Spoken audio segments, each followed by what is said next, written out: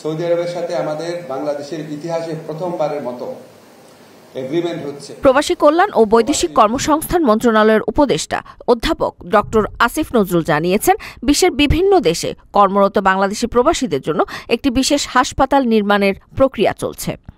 শনিবার 2 আগস্ট আন্তর্জাতিক মাতৃভাষা ইনস্টিটিউটে রেমিটেন্স যোদ্ধা দিবসের অনুষ্ঠানে তিনি এসব কথা বলেন। তিনি বলেন, জুলাই আন্দোলনে প্রবাসীরা নিজেদের জীবনকে ঝুঁকির মধ্যে ফেলে দেশের জন্য আত্মত্যাগ করেছেন। তাদের এই ত্যাগকে আমরা ভুলতে পারি না।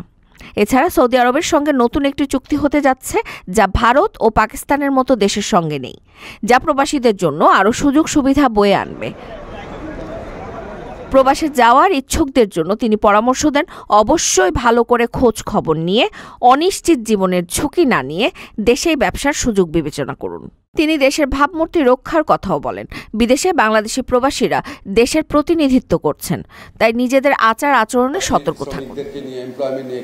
এগ্রিমেন্ট হচ্ছে, এই এগ্রিমেন্টের চেষ্টা বিগত সরকারের আমলে অনেকবার করা হয়েছে। প্রিয় প্রবাসী, আপনার নিরাপদ ভবিষ্যতের জন্য অর্ধেক দামে আজই ফ্ল্যাট বুকিং করুন। ঢাকায় প্রবাসী সিটি দিচ্ছে সীমিত সময়ের স্পেশাল অফার। জমিও ফ্ল্যাট একসাথে। যোগাযোগ করুন স্ক্রিনে দেওয়া নম্বরে।